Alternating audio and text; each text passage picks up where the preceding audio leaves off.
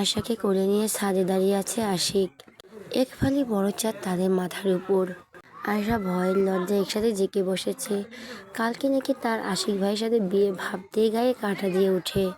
যাকে এত বেশি ভালোবাসে অবশেষে তার সাথে বিয়ের ব্যাপারটা কতটা শান্তি অনুভব হয় তা প্রকাশ করার নয়। হঠাৎ করে কোনো খারাপ হয়ে গেল। আশিক বিষয়টা লক্ষ্য করে বলল, কি হয়েছে, মন খারাপ কেন? সবাই বিয়েতে সবাই কত আনন্দ করে, আর আমি তো পানি হাঁটতেও পারবো না। চিন্তা কিসের, আশিকের পা তো আছে। তোমার দায়িত্ব আমি নিয়েই নিয়েছি, শুধু হুকুম করবেন কোথায় যাবেন। এভাবে হয় নাকি? মন খারাপ করে বলো আশা। আশিক মুচকে হাসি দিয়ে বলল, হয়। আশা মন খারাপ কিছুতেই যাচ্ছে না, তাই আশিক চাঁদের পানে তাকিয়ে গিয়ে উঠল।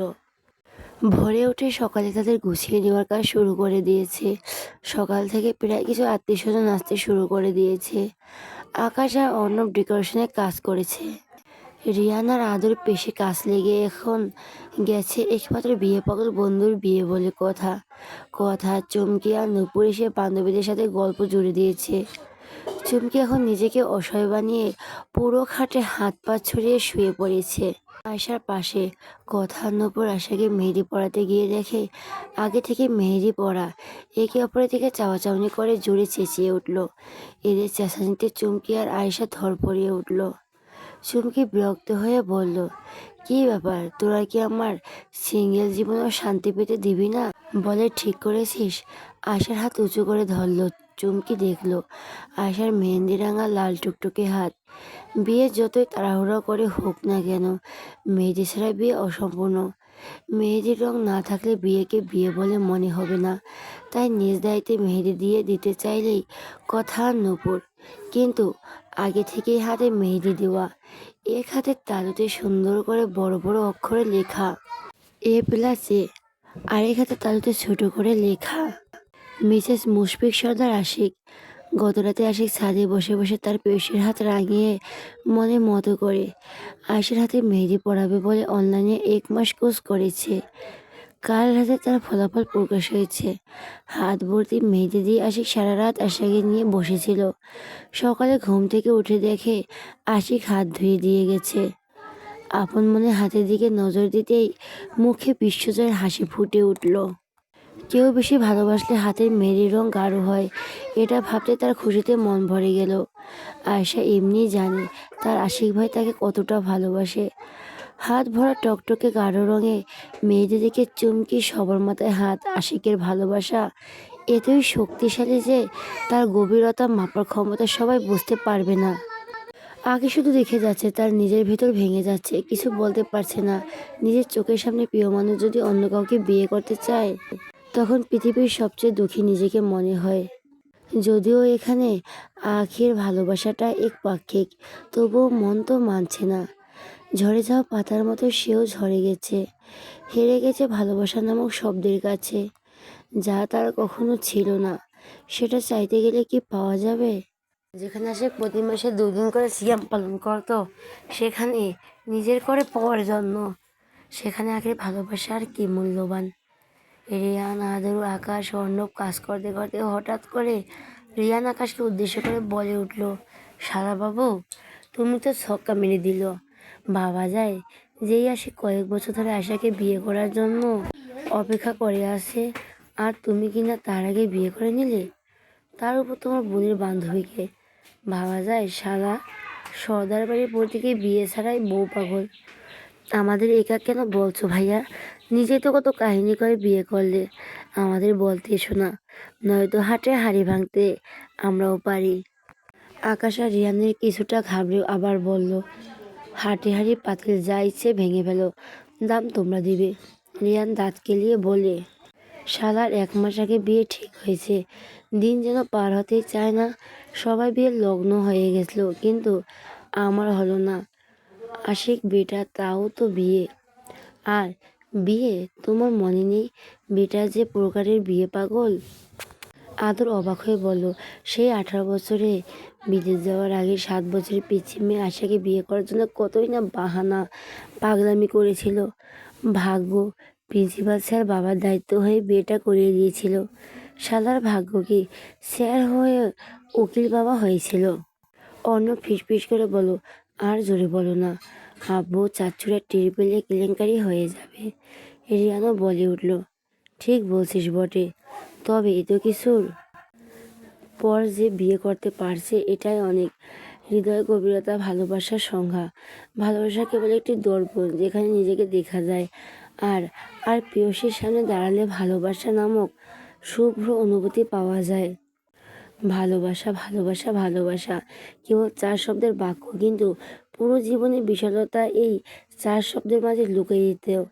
নিস্তব্ধতা, হৃদয় নিংড়ানো ভালোবাসার ফলে আশিক তার ভালোবাসাকে নিজের করতে পারছে। একটা ফুল দে, একটা ফুল দে করে যাচ্ছে এদিকে তাকিয়ে। আশেপাশে কাউকে না দেখে চমকে ফুলের মালাটা তুলে অর্ণবের হাতে তুলে দিল। অর্ণব চেয়ারে উঠে ফুল দিয়ে সাজাচ্ছে, আর আদর ফুল এগিয়ে দিতে দিতে নূপুরকে দেখে ফিদা। নূপুর পেছনে পেছনে ঘুরছে। নূপুর চমকে আর কথা বাগানে এসে সাজ দেখছে। কথাকে দেখে আকাশ ডাক দিল, এই দিকে আসো। কথাও এগিয়ে গেল কিছুটা সংকোচ নিয়ে। কিছু খেয়েছো? উত্তরে কথা শুধু মাথা ঝাঁকালো। সেই দিনের কথা আজও মনে পড়লে কথার লজ্জায় মাটির ভিতর ঢুকে যেতে ইচ্ছে করে। বাড়িতে অনেক মানুষ আসবে, বাইরে ঘোরাফেরা করবে না। আমার জিনিস অন্য কাউকে দেখিয়ে বেড়ানোর স্বভাব আমার নেই। কথাটা বুঝতে পেরেছো? কথা চোখ তুলে একবার আকাশের দিকে তাকিয়ে আবারও মাথা নিচু করলো। হালকা করে যে কথাকে হুমকি দিল বাইরে বা বেরোনো সেটা বুঝতে পেরেছে। শুনতে পেরেছ?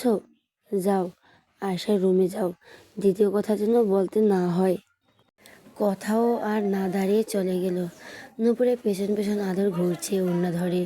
নূপুর এবার বিরক্ত হয়ে থেমে ঘুরে তাকালো রাগী চোখে। আদর ভঙ্গি করে গেয়ে উঠল, বেলা প্রায় কেটে গেছে, সব আত্মীয় স্বজনও ভরে গেছে সর্দার বাড়ি। রান্না বান্না সব শেষ করে গেছে, সাথে খাওয়া দাওয়া সব শেষ। আয়শা ঘরে গিয়ে দেখে আয়শা নাই। সমস্ত বাড়ি তন্ন তন্ন করে আয়শাকে কোথাও খুঁজে পাওয়া গেল না। সাথে আশিকও নিখোঁজ।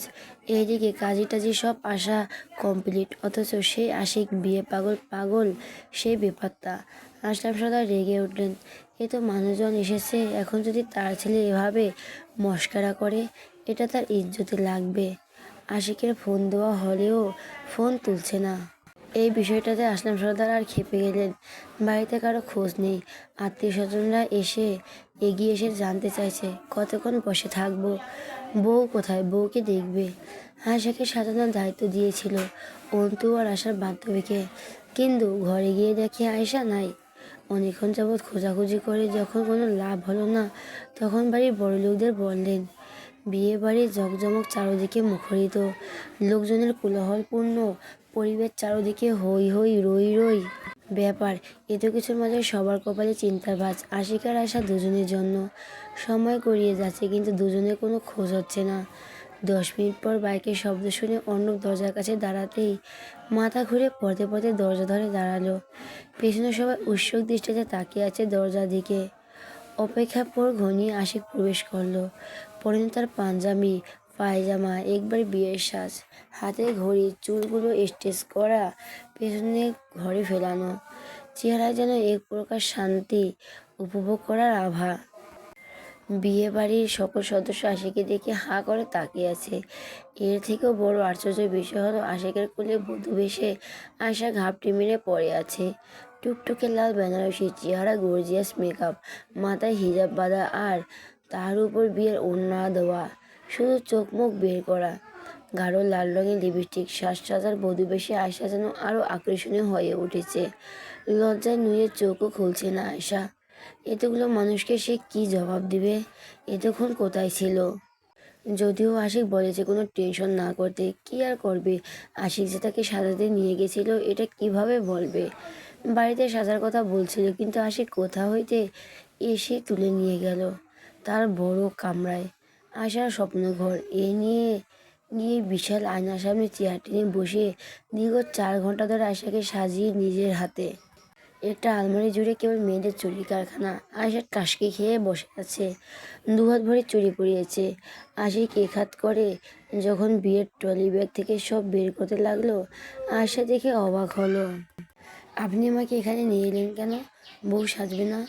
তোমার তো খুব শখ ছিল আশিকের বউ সাজার। আয়শা লজ্জামাখা বদনে একবার আশিকের দিকে তাকিয়ে বলেছিল, আপনি এখানে নিয়ে আসলেন কেন?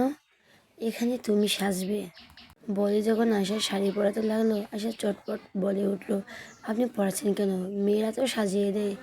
আয়শা মুচকি হাসি দিয়ে আয়শার গাল ধরে বলে, আমি সাজাবো তোমারে। আয়শা চোখ বড় বড় করে তাকিয়ে বলল, কি, আপনি সাজাইবেন? আশিক ভাবলেশীন উত্তর দিল, আপনি সাজাতেও পারেন? সন্দেহ নিয়ে প্রশ্ন করলো আয়শা। উত্তর আশিক মেয়ে কণ্ঠে বলল, 2 মাস মেকআপ, 1 মাস মেহেদি, 1 মাসে মাথার চুল বেনুনি করা, 1 মাস হিজাব বাঁধার কোর্স করেছি, শুধুমাত্র তোমাকে নিজের হাতে সাজাবো বলে। মালিয়া সর্দার আয়শাকে নিজ হাতে সাজিয়ে মিসেস মুশফিক সর্দার আশিকে রূপান্তরিত করব, যেখানে তুমি কেবল আমার অস্তিত্বের সাথে মিশে যাবে। তোমার প্রতিটা হৃদস্পন্দন তোমার নাম লেখা আছে। তুমি প্রেয়সী, বড়ই অবুঝ, তবে আমার অনুভূতির তালিকায় তোমার উপস্থিতি ঝড়ের লক্ষণ। আশা শুধু অবাক হয়ে এমনটা নয়, তার হাত পা ঠান্ডা হয়ে গেল এসব কথা শুনে। একটা মানুষ ভালোবাসার আর কত রূপ কতভাবে বর্ণনা শোনাবে। আশিক সাজাতে লাগলো আর আশা পুতুলের মতো চুপ করে বসেছিল। সাজানোর আগে আশিক বলেছিল, আমার উপর বিশ্বাস আছে তো? আশা নির্দ্বিধায় চোখ বন্ধ করে বলেছিল, নিজের থেকেও বেশি। আশার উত্তরে আশিকের কাছে শুধুমাত্র একটা উত্তর ছিল না, বন্ধ দুয়ারে শিকলবন্দি তালা চাবি ছিল, যা আশিকের হৃদয় মুহূর্তেই এক ঠান্ডা অনুভূতি হলো। লম্বা চুলগুলো বেনি করে হাত খোপা করে আটকে দিল, যাতে তার প্রেয়সী আগলা কেশের দিকে কারো নজর না পড়ে। তার প্রেয়সী একান্তই তাকে খুঁটিয়ে দেখার বৈধতা শুধু আশিকের আছে। সব প্রস্তুতি হলে আশিক আয়নার দিকে ঘুরিয়ে আশার চোখ দুটো খুলতে বলল। পিটপিট করে ঘন পাপড়ি বিশিষ্ট নিত্যকম পল্লব ঝাপটিতে ঝাপটাতে আয়নার দিকে বসে থাকা বধূ বেশে নিজের দিকে তাকালো। এ যেন সামনে কোনো পরী বসে আছে। আয়শা নিজেই চিনতে পারছে না। চোখ দুটো পূর্বের তুলনায় বহুগুণ প্রশস্ত করে সামনে থাকা দর্পণের দিকে তাকালো। আশিক ছেলে হয়ে যে এত সুন্দর সাজাবে তা আশার কল্পনায় ছিল না। একদম পাল্লা থেকে মানুষ যেমন বউ সাজে বের হয়, আশাকে ঠিক সেইভাবেই সাজিয়েছে আশিক। সাজানোর আগে নিকি হাতে কাচ্চি বিরিয়ানি খাইয়ে তবেই সাজাতে শুরু করেছে। যেহেতু বিয়েতে অনেক ঝামেলা, এর মাঝে যদি আশাকে না খাইয়ে থাকতে হয়, এইভাবে আগে নিজ দায়িত্বে খাইয়ে দিয়েছে। সাজ কমপ্লিট করে সুন্দরভাবে আশাকে নিয়ে সর্দার বাড়ির দিকে রওনা দিয়েছে। তুমি কোথায় ছিলে আর ফোন কেন তুলছিলে না? আশিকের গম্ভীর কণ্ঠ, বাইক চালাচ্ছিলাম তাই উঠাতে পারিনি। এত মানুষের মাঝে আসলাম সর্দার কিছু বলতে গিয়েও থেমে গেলেন। অবশেষে সেই মুহূর্তে এলো, যেই মুহূর্তে যেন আশিক এতগুলো বছর অপেক্ষা করেছে। এত চাওয়া পাওয়ার মাঝে আশিক তার প্রেয়সীকে নিজের নামে দখল করে নেবে। কাজী সাহেব যখন আশাকে কবুল বলতে বললেন, আয়শা চটপট আলহামদুলিল্লাহ কবুল বলে দিল। কবুল বলা দেখে বিয়ে বাড়ির সবার নজরে এলো আয়শা। অন্তু পাশ থেকে বলে উঠল, আমার ভাই পালিয়ে যাচ্ছে না তো? এত তাড়াহুড়া দরকার নেই। বিয়ে বাড়ির সকলে হাসতে হাসতে প্রায় শেষ। ছেলের বিয়ে পড়ানোর সময়ও একই কোষ। কাজে কিছুটা ভরকে মনে মনে বিড়বিড় করে উঠল, কোন পাগলের বিয়ে পড়াতে আসলাম? এ তো দেখি আমাকে কবুল বলতে বলার সুযোগই দিচ্ছে না। একা একা কবুল বলে বিয়ে করলেই তো হয়, আমাকে ডাকার কী দরকার? আজকাল দুনিয়া যে আর কত কি দেখবে খোদাই জানে। যত সব বিয়ে পাগলের কাজে যখন দিনমোহরের কথা বললো, আশিক পকেট থেকে কিছু কাগজ সামনে রাখলো। সেই কাগজ স্পষ্ট লেখা, আশিকের সকল সম্পত্তির সাথে সাথে আশিকের জীবনের একমাত্র মালিকানা আশা, যেখানে আশিকের 1 ইঞ্চি পরিমাণ দাবি থাকবে না। তার অর্ধাঙ্গিনী আশার নামে লিখে দেওয়ার বাড়িঘর, নিজের ব্যাংক ব্যালেন্স, যা কিছু এতদিন যাবৎ কঠোর পরিশ্রমের দ্বারা করেছে, সব কিছু আয়শার নামে লিখে দেওয়া। বিয়ে বাড়ির সকল চোখ হাতে নিয়ে তাকিয়ে রইল। বিয়ে সম্পন্ন হলো, আশিক আয়শার দিকে তাকিয়ে আছে। এটা তার ব্যক্তিগত নারী, যাকে পাওয়ার আশায় কতই না অশ্রু ঝরিয়েছে। আনন্দ চোখ দিয়ে কয়েক ফোঁটা অশ্রু গড়িয়ে পড়ল মাটিতে। আশিক কাঁদছে, হ্যাঁ হ্যাঁ, খুব সাধনার জিনিস পেয়ে গেল। খুশি তখন অশ্রুতে পরিণত হয়। রেহান আশিকের কাঁধে হাত চাপালো, কি রে তুই কাঁদছিস কেন? তোর এত চাওয়ার আজ পূরণ হচ্ছে, তাহলে কাঁদছিস কেন? আশিক রেহানের দিকে ঘুরিয়ে জড়িয়ে ধরল, সাথে যুক্ত হলো আদর। যেহেতু বাড়িতে বিয়ে, তাই আলাদা করে কোথাও নিয়ে যাওয়ার টেনশন নেই। বিয়ে পড়ানো শেষ হলে দূরের আত্মীয় চলে গেল। চারদিকে আত্মীয় স্বজনের বাড়িতে মোমো করছে, কোথাও ফাঁকা জায়গা নেই। আবার বিয়ে বাড়ির হইচই তো আছেই, সবাই আনন্দে আত্মহারা। রেবেকা বেগম এগিয়ে এসে আয়নার কাছে দাঁড়িয়ে আয়নার থুতনি উঁচু করে ধরল। বাহ, আমার ছেলের বউকে খুব সুন্দর লাগছে, কারণ নজর না লাগুক বলে রেবেকা বেগম বিসমিল্লাহ বলে আয়শার চোখে মুখে ফু দিল। সেই ছোট্ট আয়শাকে আশিকের বউ বানানোর স্বপ্ন আজ পূরণ হলো। তবে এভাবে হুট করে একদিনে বিয়ে হবে, এটা ভাবতেই পারিনি। একটা মাত্র ছেলে, সব আত্মীয়স্বজন নিয়ে সেই খুশিতে উদ্যাপন করার ইচ্ছে ছিল, এখনো বলছে, তবে সবাইকে বলতে পারিনি। যাই হোক, বিয়েটা তো হয়ে গেল, এটাই কম কিসের। অর্ণব দূর থেকে দাঁড়িয়ে নিঘুর চাহনি দিয়ে রেখেছে চুমকির দিকে। অনেক কিছু মানতে চায় না, কিন্তু মানতে হয়, পরিস্থিতিটা মানতে বাধ্য করে। চুমকি হঠাৎ আশেপাশে চাইতে নজর গেল অর্ণবের দিকে।